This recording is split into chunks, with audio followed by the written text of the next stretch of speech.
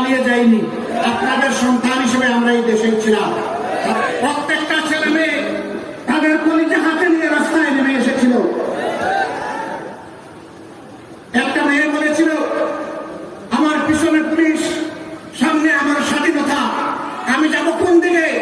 আমি যাব স্বাধীনতাতে আলিঙ্গন করতে। স্যালিউট মা, তোমাকে স্যালিউট।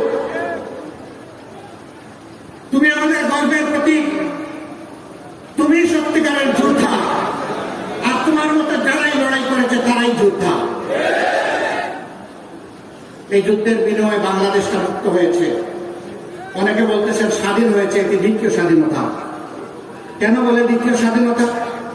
আমরা তো 47-এ একবার স্বাধীন হলাম, 71-এ আরেকবার স্বাধীন হলাম, এখন 24-এ আবার এটা কিসের স্বাধীনতা? হ্যাঁ, পরাধীনতার প্রশ্ন যেখানেই থাকে, স্বাধীনতার লড়াই সেখানেই সামনে চলে আসে। আমরা ছিলাম ভৌগোলিক স্বাধীনতা প্রাপ্ত একটি পরাধীন দেশ, পরাধীন জাতি। মানুষ মুখ খুলে কথা বলতে পারত না, একটা অদৃশ্য তালা তাদের ঠোঁটে ঝুলিয়ে দেওয়া হয়েছিল। মানুষ রাস্তায় ঘরে কোথাও শান্তিতে থাকতে পারত না। স্বৈরাচারী সরকারের প্রধান সঙ্গী জাতীয় পার্টির মরহুম নেতা হুসাইন মোহাম্মদ এরশাদ সাহেব বলেছিলেন, ঘরে থাকলে ঘুম, বাইরে গেলে খুব, কোথায় যাব? তারা এমন শাসন করলেন, উন্নয়নের মহাসড়কে উঠাইলেন, আর দুনিয়ারও রোল মডেল বানালেন, কিন্তু শেষ পর্যন্ত নিজ দেশেই টিকে থাকার সাহস তো তারা করলেন না। ডেমোক্রেসির বিউটি, একবার একটা দল ক্ষমতায় যাবে, আবার সে বিরোধী দলে বসবে, এটি হচ্ছে বিউটি। কিন্তু নিজের জন্য তারা এটা কল্পনা করতেন না। কেন? কারণ তাদের মাথায় ছিল বাকশালের নেশা। 75 সালে 7 মিনিট পার্লামেন্টে আলোচনা করে বহুদলীয় গণতন্ত্রের কফিন করে দাফন করে তারা একদলীয় বাকশাল কায়েম করেছিল। রক্ষী বাহিনী গঠন করেছিলেন, অসংখ্য হাজার হাজার মানুষকে মুক্তিযোদ্ধা সহ তারা বিনা বিচারে খুন করেছিলেন। আমার মতো তরুণ যুবকদেরকে তারা লাঞ্ছিত করেছিলেন, বহু মায়ের বুক খালি করেছিলেন। এরপরে তারা ক্ষমতায় টিকতে পারলেন না। তারা চেয়েছিলেন কিয়ামত পর্যন্ত ক্ষমতা থাকার, এটাই ওদের রক্ষা করেছে। কিন্তু একই বছরের ভিতরে তাদেরকে বিদায় নিতে হবে, এটা তারা জানেন না। হ্যাঁ, তাদেরকে সপরিবারে হত্যা করা হয়েছে। আমরা বিনা বিচারের কোন হত্যাকেই আমরা সমর্থন করি না, কিন্তু আমাদের সমর্থন করা না করায় আল্লাহ তাআলার ফয়সালা আটকে থাকে না। আল্লাহর যেটা ফয়সালা সেটাই বাস্তবায়ন হয়। এখানে কারো কষ্ট হলেও হয়, কারো ভালো লাগলেও হয়। এবার তারা শেষ পর্যন্ত বলেছেন, ওই একই রাস্তায় তারা রওনা করেছিলেন, সমস্ত বিরোধী দলকে শেষ করে দিয়ে তারা একদলীয় শাসন ব্যবস্থা কায়েম করতে চেয়েছিলেন। এই জন্য আপনাদের এই পাশের জেলা তাদের নেতা একজন বলেছিলেন যে আমরা অন্তরে বাকশালের চেতনা লালন করি। ভালো কথা। বাকশাল যদি এত উন্নত মানের খাবার হয়, তাহলে আপনারা আওয়ামী লীগ পরিবেশন করছেন কেন? তাহলে সাহস করে বাকশাল নিয়ে নামতেন ময়দানে, দেখতেন এদেশের মানুষ আপনাদেরকে কিভাবে গ্রহণ করে। তা করলেন না, ভিতরে ভিতরে আপনারা একদলীয় সেই বাকশালের চেতনা লালন করেন। আমরা আল্লাহ তাআলার কাছে দোয়া করি, ভবিষ্যতে অনুরূপ চেতনার কোন দুষ্ট দল এবং শক্তি যেন ক্ষমতায় না আসে। বারবার যেন আমাদের যুবক তরুণদেরকে রক্ত দিতে না হয়, জীবন দিতে না হয়, অধিকার আদায়ের জন্য তাদেরকে এইভাবে মরতে না হয়। এই লড়াইটা হোক শেষ লড়াই। 24-এর লড়াই হোক এই বাংলাদেশের কপাল, মানুষের কপাল, কিসমত চিরদিনের জন্য বদলানোর লড়াই। সম্মানিত ভাইরা, অনেকেই জানতে চান বর্তমান সরকার কতদিন ক্ষমতায় থাকবে।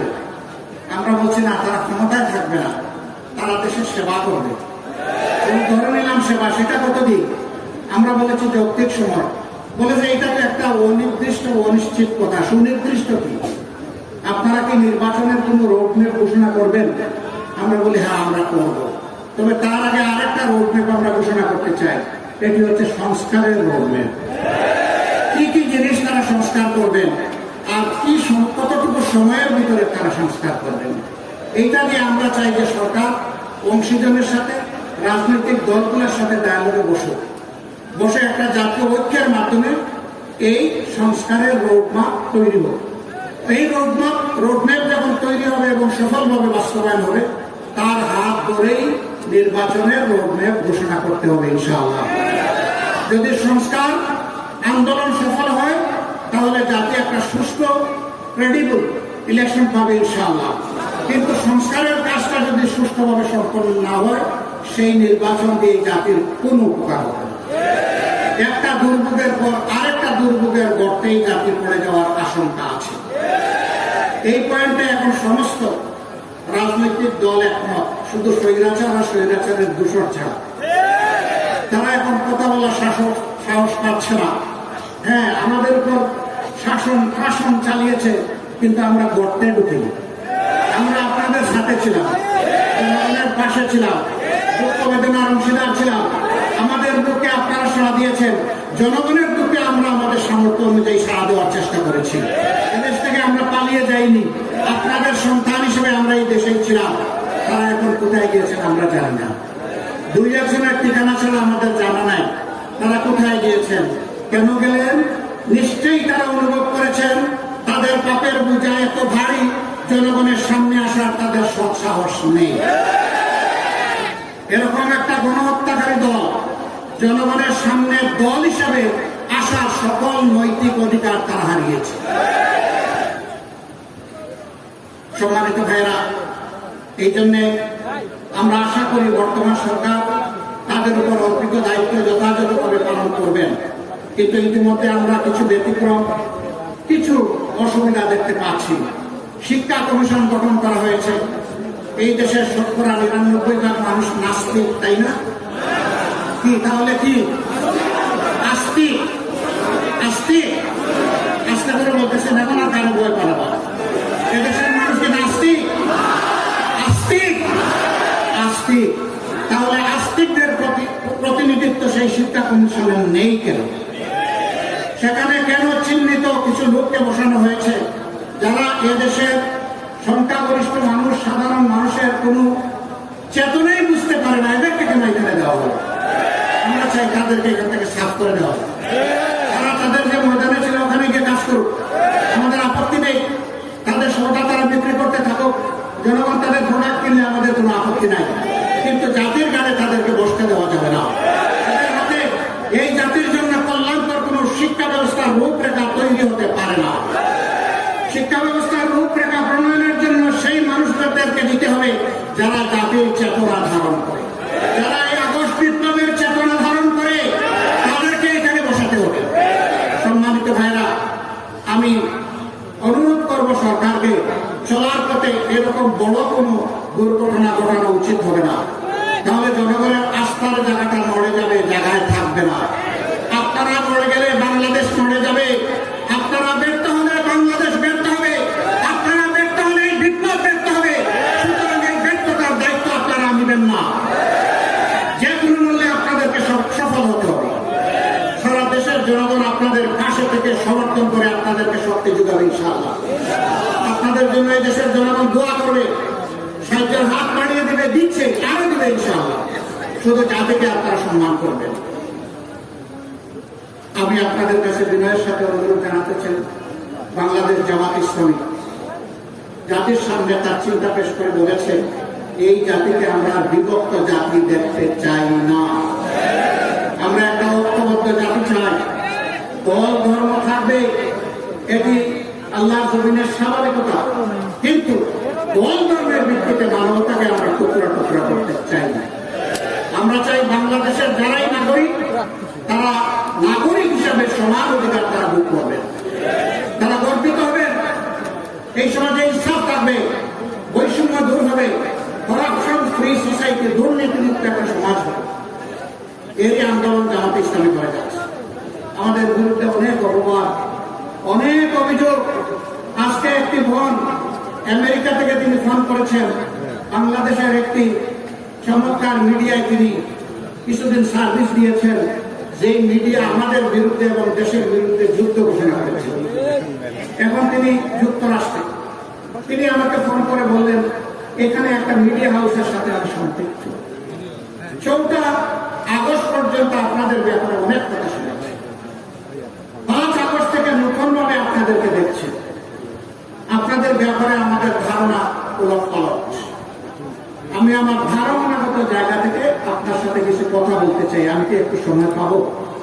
আমি তাকে বলেছিলাম, মোস্ট ওয়েলকাম, আপনি সময় পাবেন, আপনাকে স্বাগত, কিন্তু আপনাকে সময় দিতে হলে আমাকে আরেকটু সময় নিতে হবে, কারণ বেশ কিছু চ্যানেল মিডিয়া আমাদের কথা শুনতে চায়।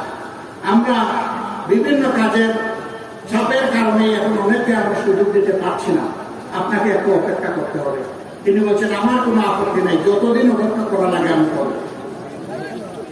এরপরে তিনি বললেন, যে যাবৎ আপনাদের ব্যাপারে যা শুনেছি সবগুলাই শুধু খারাপ জিনিস শুনেছি, ভালো কিছুই শুনি নাই। আমি বললাম, আপনি শুনবেন কেমনে?